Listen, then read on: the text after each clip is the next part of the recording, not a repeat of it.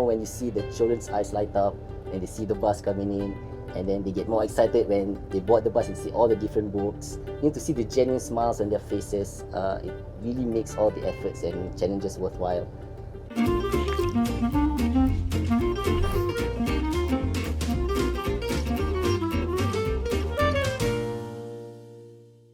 Hi, my name is Shabir and this is the Library Report, a series where we talk to interesting people, explore exciting spaces and unearth compelling stories. Today I'm embarking on a literary adventure on board NLB's mobile library buses. These bookshelves on wheels bring the joy of reading to every corner of our island. Let's hit the road to discover the impact Molly has had on communities across Singapore. Hi Alvin, thank you so much for joining us today. Tell us more about your role and what is the service that Molly provides. I manage the operational and logistical aspect of Molly Mobile Library that involves handling the operation of our service and collaborating with external partners. Throughout the years, we have been bringing books, services and programs to underserved communities around the country, especially children, senior, those in lower income groups and individuals with disabilities. How did Molly start and what are the changes that it has gone through over the years? The first mobile library in 1960 was a repurposed old army brigade. It was run by a librarian, library clerk and a driver. They brought books in all 4 official languages. For many people, it was the first time they had easy access to books. The service was very popular, even the van could not accommodate the large number of readers. Mobile library service points had to be set up at community centre across the island. However, when public library was built and most neighbourhoods got their own, the mobile library service was gradually phased out. That's interesting. How did the current version of Molly come about? It was later reintroduced as Molly in 2008. The first official Molly bus were very well received. Within a year, we have 45,000 visitors on board. The second generation Molly was a refitted SPS transit bus. After 3.5 years, it was taken off the route. We then had our third Molly bus, which is still in operation today. Thanks to our gracious partner, Kwan Im Thong Hu-Chu Temple, they also sponsored 2 mini buses for us to better deliver our services. That's quite a journey. Why is it important to bring library services directly to people when there are already public ones? Fixed and mobile libraries share the same goals, which is to promote a love for reading, but mobile ones are more accessible. We can bring our library services to areas that may not have easy access to a public library. Mobile libraries are also well suited for those with limited mobility, senior and person with disability. Mobile libraries including Molly are also special because they can offer curated selections. This means we can gradually switch out our books on board to make sure that we have what each community likes and wants to read. For instance, when we're visiting a special needs school, we take into account the challenges faced by these young readers and put together a collection of picture books or touch and feel books that they can browse, explore and enjoy. Apart from curating the book selections, what are the other ways Molly has evolved to better cater to the needs of these communities? We drive the big Molly out to the special needs schools, senior care homes and welfare homes. To cater to some of our patrons' special needs, we have upgraded the bus with a built-in wheelchair lift. The bus can also fit up to 4 wheelchairs on board at one time. The mini Mollys help to support our efforts. They can visit sites with smaller car parks that can be difficult for the big bus to navigate. They are also specially designed to serve kindergartens and childcare centres in HDB estate, specifically children from lower income and or disadvantaged households. These buses are smaller but can actually fit up to 12 preschool children at a time, with room for activities such as storytelling, art and crafts, and sing-along sessions for young readers. How does the operations of a mobile library differ from the typical public library? The Molly is an extension of NLB, requiring us to integrate many of our existing library services into the bus. This includes services like a book drop and borrowing books through the NLB mobile app. However, unlike a fixed library, mobile ones are always on the move. There is a lot of route planning and scheduling involved. We have to plan around weather and traffic conditions and parking availability on the site. That's why we have a roster that allows us to plan our visit. Our team collaborates closely with external partners to coordinate the visit. Unlike public library, we have very limited space.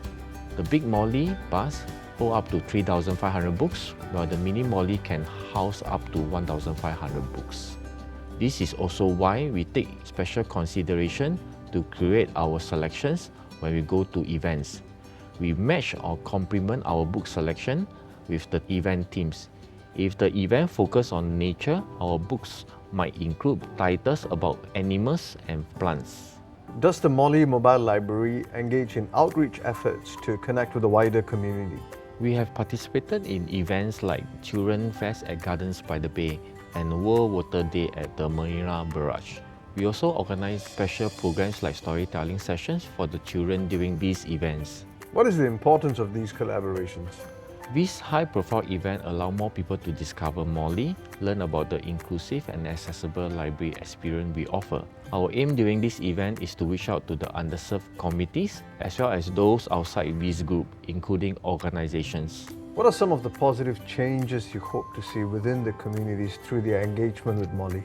Through our interaction with the communities, we see that they really enjoy the mobile library and want to have more Mollys around Singapore. It is really encouraging for us. We've explored Molly's history and learned why there is a need for its services. Now, let's catch Molly in action.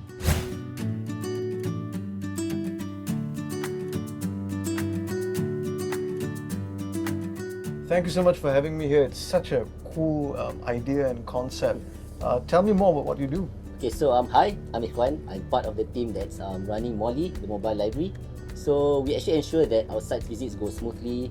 We interact with the patrons. We help them to borrow the books. We answer questions that they may have about the services, and yeah, we recommend books that they might enjoy. That's really cool. What's a typical day like for you as a library officer at Molly? Typically, the day starts at 8 a.m. for me, early. So me, the team, and actually the driver themselves, we will actually get the bus ready for outreach of the day. So we'll ensure that the books are all topped up, and we actually bring in extra boxes of books just in case, we have backups. The books are not enough, so we have backups. And typically, the schedule for outreach starts at 9 a.m.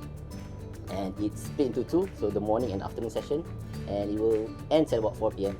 So once we have ensured that the bus is ready to go, we will actually proceed to the outreach site for the day. Once we've reached the outreach site, we'll turn on the generator, we'll switch on the respective stations, the book drop system, the book borrowing machines, we'll ensure the lightings are all in good working order, the air conditions are all in good working order, and if everything is in order, we will start to welcome the visitors in. And at the end of the day, once the visit is done, we will shut down operations, we'll move on to the next location, reorganize the shelves, restock, and we're ready for the next day. What are some of the features on board the big and mini Molly buses? Okay, so for the big and mini Molly buses, they are actually catered to different groups of patrons. So the features on board the buses are actually tailored to fit the places that we go to. So for instance, the big Molly, mainly we serve the special schools. So it's actually equipped with a wheelchair lift for the wheelchair users, so they can actually access and board the bus and experience Molly themselves.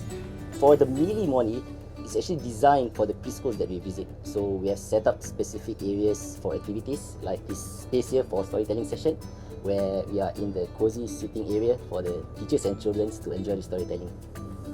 Being so involved with the community, have there been moments that has left a lasting impression on you? I used to work with underprivileged children, so having that experience, I knew that I wanted to work in a place where I can continue to have the opportunity to work with children. So Molly team actually gives me that opportunity to continue to work with children, and I enjoy reading books, so I love to be around books. I enjoy serving the community, so really this role is like a calling, if you will, where all my passion are just rolled into one.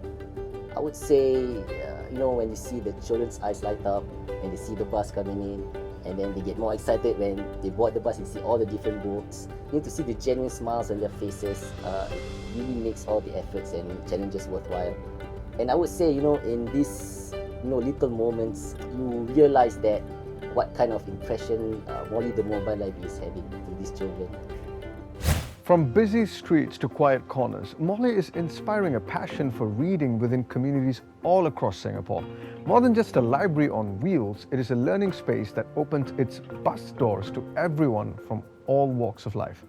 Thanks for joining us on this episode of the Library Report. If you enjoyed today's report, show some love with a thumbs up, subscribe and hit that notification bell. See you in the next one.